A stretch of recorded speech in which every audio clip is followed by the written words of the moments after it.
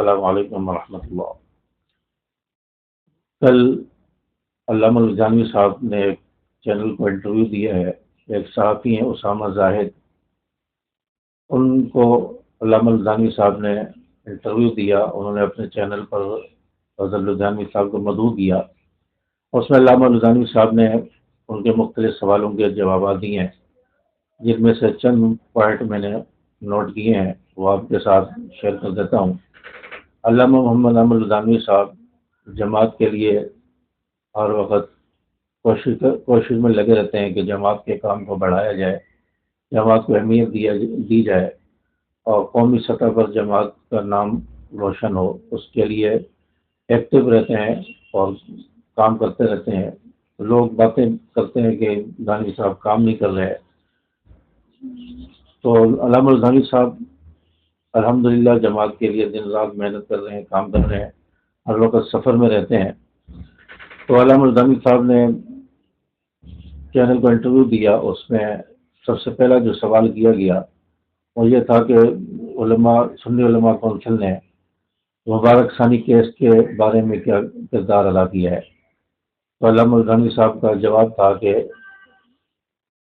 اہل سنت والجماعت علماء کونسل نے مبارک ثانی کیس میں بھرپور کردار ادا کیا ہے، جس طرح دوسری جماعتوں نے احتجاج کیا، الحمدللہ سنی علماء کونسل نے اور ہماری جماعت اہل سنت نے بھی اس میں احتجاج کیا، اور ہماری جماعت کو یہ حق حاصل ہے کہ سب سے پہلے اسلام آباد میں سپریم کورٹ کے سامنے جو ریلی نکالی ہے، احتجاج کیا ہے، وہ ہماری جماعت نے کیا ہے۔ یہ اعزاز جو ہے ہماری جماعت کو حاصل ہے۔ اور جس طرح دوسرے لوگوں کو مبارک ثانی کیس پر جو فیصلہ آیا سپریم کورٹ کا، تشویش رہی، تحفظات رہے، اسی طرح ہمیں بھی تحفظات رہے۔ اس کے لیے ہم مختلف جماعتوں کے لوگوں سے، سیاسی جماعتوں سے، مذہبی جماعتوں سے ہم ملاقاتیں کرتے رہے، مختلف صحافیوں سے ملاقاتیں ہوتی رہیں، اس بارے میں حکومتی لوگوں سے بھی ملاقاتیں ہوتی رہیں۔ تو ہماری اس کوشش اور جدوجہد کے نتیجے میں وہ کیس ریورس ہوا ہے۔ حکومت نے نظر ثانی درخواست لگائی، جس کی وجہ سے مبارک ثانی کیس کا جو سپریم کورٹ نے فیصلہ کیا تھا اس کو واپس کیا، کالعدم کیا۔ یہ ہماری بہت بڑی کامیابی ہے۔ اور دوسرا سوال یہ کیا گیا کہ طریق لبیک کے رہنما نے گزشتہ دنوں ایک احتجاج میں یہ کہا تھا کہ چیف جسٹس کا سر قلم کر دو، اس بارے میں آپ کے کیا خیالات ہیں؟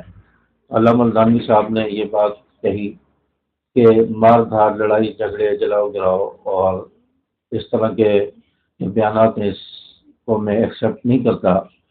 کسی عوامی آدمی کو یہ بات نہیں کرنی چاہیے، اس سے یہ قانون کی خلاف ورزی ہے، قانون کو ہاتھ میں لینا ہے۔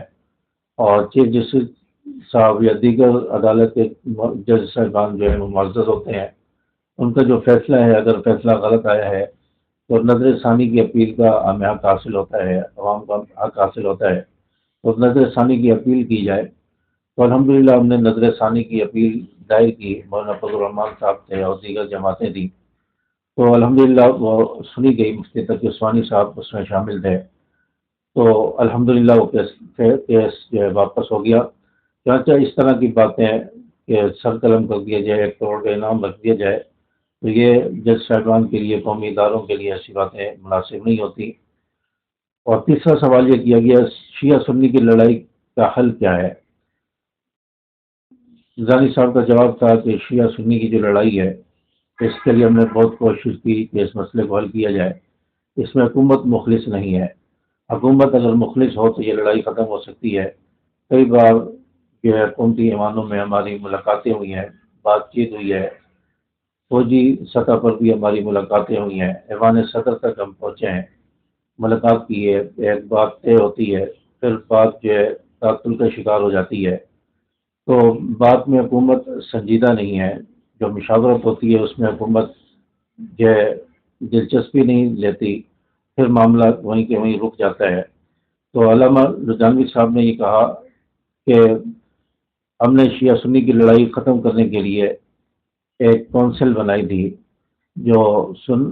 جس میں باضابطہ طور پر یہ طے کیا گیا تھا، ایک ضابطہ اخلاق بنایا گیا تھا اس ضابطے پر عمل نہیں ہوا، جس میں مولانا فضل الرحمان صاحب تھے اور سمیع الحق صاحب تھے، اس میں شاہ احمد نورانی صاحب تھے، قاضی حسین احمد صاحب تھے، ہماری جماعت کے لوگ تھے، غالباً اس میں ساجد نقوی بھی تھا تشیع کی طرف سے۔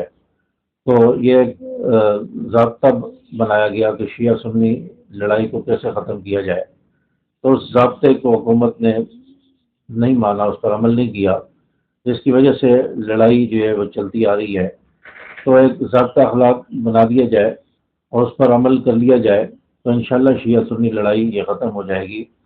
اور علامہ نظامی صاحب نے یہ بھی فرمایا کہ ہم نے ہر مسئلے کو ٹیبل ٹاک کے ذریعے حل کرنے کی کوشش کی ہے، ہم مار دھاڑ لڑائی جھگڑے اس کے قائل نہیں ہیں، ٹیبل ٹاک پر جو ہے مسائل کو حل کیا جائے، آمنے سامنے بیٹھ کر معاملات کو دیکھا جائے، سنے جائے۔ تو ٹیبل ٹاک پر ہمارا جو مد مقابل ہے وہ ہمارے سامنے نہیں بیٹھتا، جس کی وجہ سے مسائل حل نہیں ہوتے، الجھتے چلے جا رہے ہیں۔ تو ٹیبل ٹاک کی سیاست کو ہم مانتے ہیں، لڑائی جھگڑے گالم گلوچ کو ہم تسلیم نہیں کرتے، اور حکومت اس معاملے میں سنجیدگی کا اظہار کرے، انشاءاللہ یہ معاملات حل ہو سکتے ہیں۔ اور چوتھا سوال نظامی صاحب سے یہ کیا گیا کہ دینی جماعتیں آپس میں متحد کیوں نہیں ہوتی۔ علامہ نظامی صاحب کا کہنا تھا کہ میں اس بارے میں بہت کوشاں ہوں، اور اس بارے میں میری خواہش ہے کہ دینی جماعتیں متحد ہو جائیں، متفق ہو جائیں، دینی جماعتیں آپس میں اتحاد کر لیں۔ یہ جو دینی معاملات ہیں، دینی ٹاپک ہیں، صحابہ کرام کا جو معاملے میں جو مسائل پیدا ہوتے ہیں گستاخیوں کے حوالے سے، یا ناموس رسالت کا قانون ہے، کم از کم اس میں تمام جماعتیں متفق ہو جائیں۔ مولانا فضل الرحمان صاحب ہیں، اور اسی طرح مفتی تقی عثمانی صاحب ہیں، مفتی منیر صاحب ہیں بریلوی مسلک کی طرف سے۔ تو یہ بڑے بڑے علماء ہیں، ان میں سے کسی ایک کو بڑا بنا دیا جائے اور اس کے پیچھے ہم چلنے کے لیے تیار ہیں، اور اس کی قیادت میں ہم چلنے کے لیے تیار ہیں، اور پوری قوم اس ایک پلیٹ فارم کے تحت جمع ہو کر اس پر احتجاج کرے، قانون سازی کروائے۔ تو اس کے لیے میں کوشاں ہوں، اور میری خواہش بھی یہ ہے کہ دینی جماعتیں متحد ہو جائیں۔ تو اس کے لیے میں کوشش کر رہا ہوں۔ اور علامہ الدمی صاحب کا کہنا تھا کہ گزشتہ 4-5 سال پہلے عظمت صحابہ کی ایک تحریک چلی، جس میں صحابہ کرام کی گستاخیاں ہوئیں، اس میں ڈاکٹر عادل خان صاحب کو تمام جماعتوں نے اپنا امیر مقرر کیا، اور ان کی سرپرستی میں تمام جماعتوں نے ان کو اپنا بڑا بنایا، اور ان کے پیچھے تمام جماعتیں چلیں، اور ایک بہت بڑا احتجاج کیا گیا۔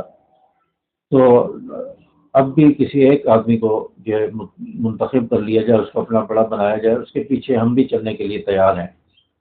تو جب عظمت صحابہ پر تحریک چلی، ڈاکٹر عادل خان صاحب نے عظمت صحابہ پر احتجاج کیا، اس میں ہماری طرف سے علیحدہ احتجاج ہوا، بریلوی مسلک کی طرف سے دوسرے دن احتجاج کیا گیا، پہلے حدیث مسلک کی طرف سے تیسرے دن کیا گیا۔